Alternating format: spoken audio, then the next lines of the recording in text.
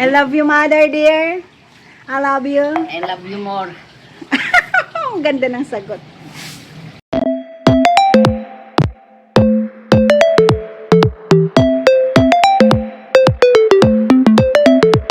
Good morning, mother dear. Good morning.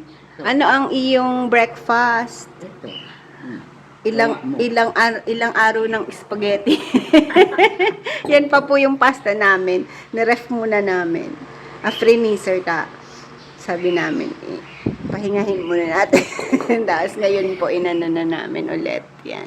Breakfast namin ni Mother Dear. Medyo nasunog po yung ininit kong monay.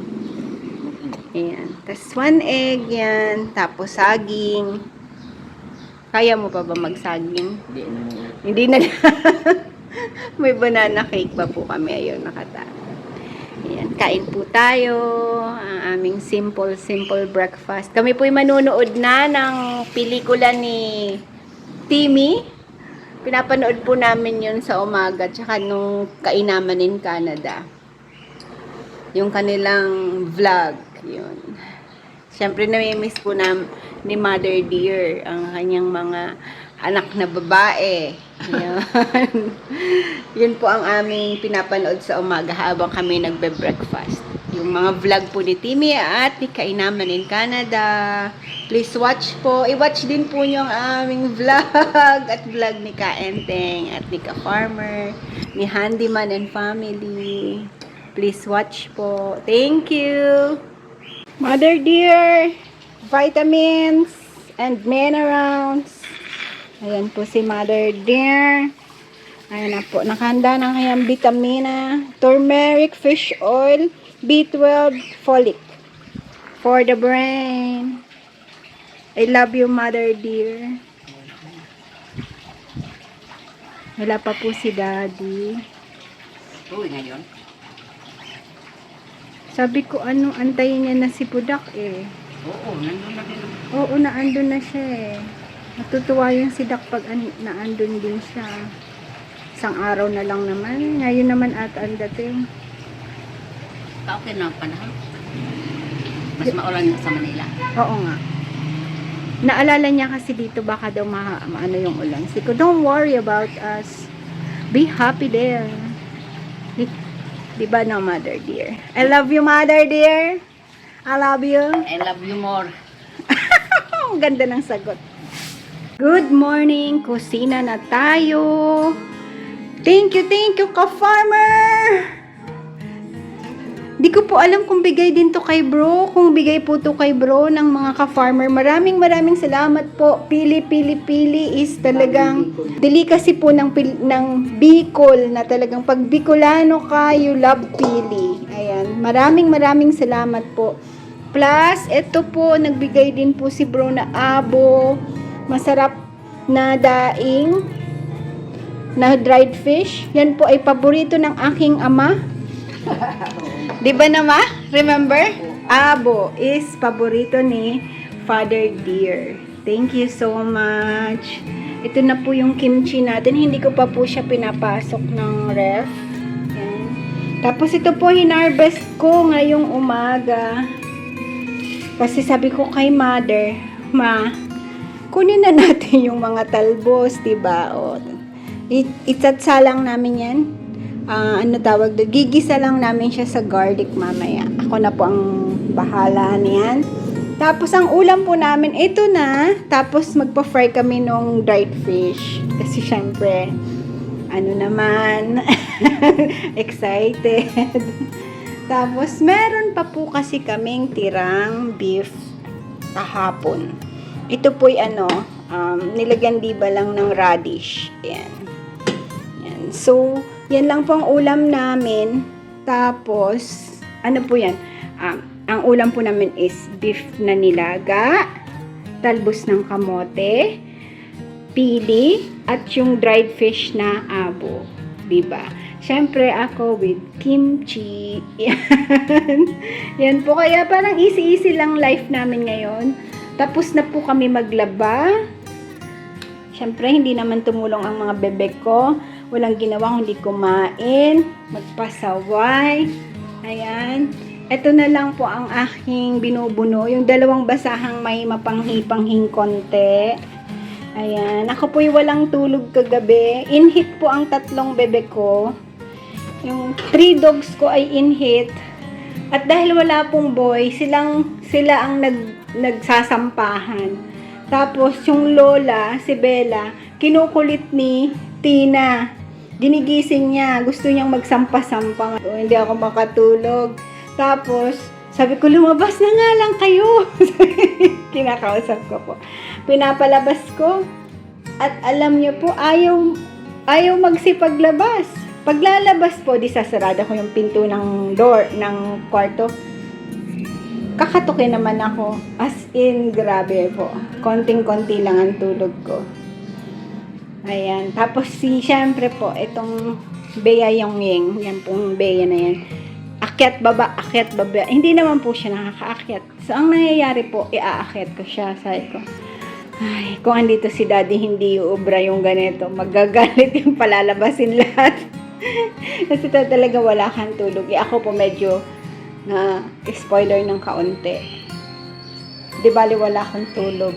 Basta na pagbibigyan ko sila. Tapos si Mingming po, sa amin natutulog ngayon, sa kama, dahil wala si daddy. Nandun lang naman po siya sa isang corner, sa pinaka-corner na last end corner ng kama. Doon lang naman siya, nakahiga lang siya doon. Binabantayan niya po siguro ako. Favorite place niya po yun. Ayan. Kaya ang aming beddings, kailangan ko na naman. Bago dumating si daddy, magpapalit po ako. Nasabihin, puro balahibo. Ano ma? Nakita mo si Mingming kung saan natutulog? Sa kama ko, di ba? Sabi ni mama, paalisin mo kasi. Balahibo yun. Oo nga. Ano tayo magagawa po? Uy! Aba, may butiking isa. Hindi naabot. Aba, pero maliit lang, no. Bebe, umalis ka dyan. Papatayin ka niyan. Ni Mingming. Patingin ka na niya. Oo, nagulat ako may biglang may butiki. So, ano tayo? Yan na lang. Okay. Ayan, andito po tayo sa garden ni Mother. Ayan po, nakita niyo yan. Kulay blue, that's mustasa. Ayan, maglalagay lang po akong konting seedling. Ang problema namin, ang daming langgam. So, ito po, concoction ng hopefully, salt and vinegar. Bahala na po kung umano siya. Basta wag lang kumakain. 'Di ba? Tapos nakakuha po ako ng sunflower seeds doon sa bird seed ni Daddy. Titingnan natin kung tutubo kasi sunflower po gusto ni Mama yan. Gusto niya yung gusto niyang flower. So, sabi ko ano gusto mo tanim natin kasi syempre parati tayong nagpapaalam. Ayan, para ang matanda, feeling niya talagang siya pa rin ang head, 'di ba? Yan. Bigyan natin siya ng parati po yun sa ulam, sa lahat ng bagay pinapaalam. Beddings, kahit beddings papalitan ko beddings mo o ganun. Parang yung decision nasa kanya pa rin. Ayan po. Tatanim natin to. Itong sunflower seed. Sana tumubo. Ayan, dito na isa. Dalawa, tatlo. Ganyan lang po. Tapos lalagay na natin to. Dala-dalawa. Para yung sakali yung isa ay di ba nahulog pati yung nahulog yung dalawa yan. Ganyan lang po. Tapos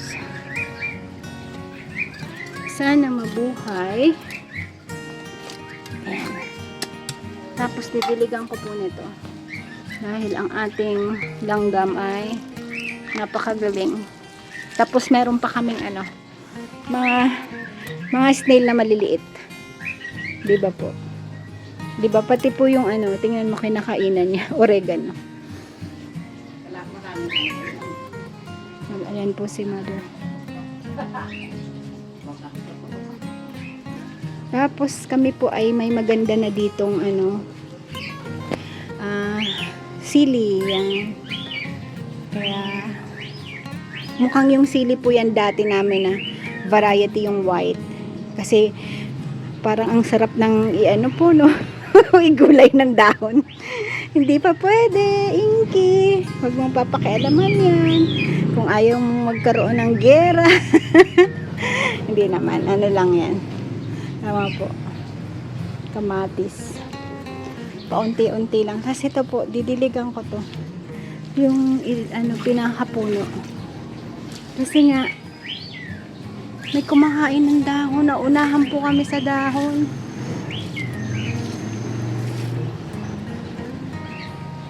Diba? Sayang po yung makakain ka ng ganyan na wala kang nilagay na fertilizer, diba po? Sayang. Tapos namigay po si mama ng ampalaya kay Carlo. Yung bata pong nagdadasal pagkapatay si Papa, pag anniversary ni Papa. Yan, binigyan niya. Kanina po andito. Binigyan. Inaanak po namin yun ni Daddy. Yan. Ito po yung rosemary. Naghahanap po ako ng aming ito po ang gusto ko itanim mo. Ano po to? Maganda siyang herbal medicine. Diba? Herbal remedy, immune booster. Yan. Echinacea. Alam ko po yun ang Echinacea. Yan ang kanyang pronunciation. Maganda po yan sa pagka po may flu, napakaganda sa fever, immune booster po siya, maganda sa fever, maganda sa mga viruses, yan, maganda po yan. Kasi ito po, hindi ko pa rin natatanim, Japanese saluyot, yan po, isuso ko dyan. Kasi, hirap din po. Ibigay ko yan kay brother. Doon na lang kay Rambo itanim. Baka po Kasi yung amin ngayon, parang hindi gumaganda yung mga tanim namin dito ngayon. What's happening? Yan po, nagpaligo ako ng dog. Tingnan nyo. Pagkatapos ko, si Bella pulas agad. Tapos, itong Tina, tara be, nagtago na.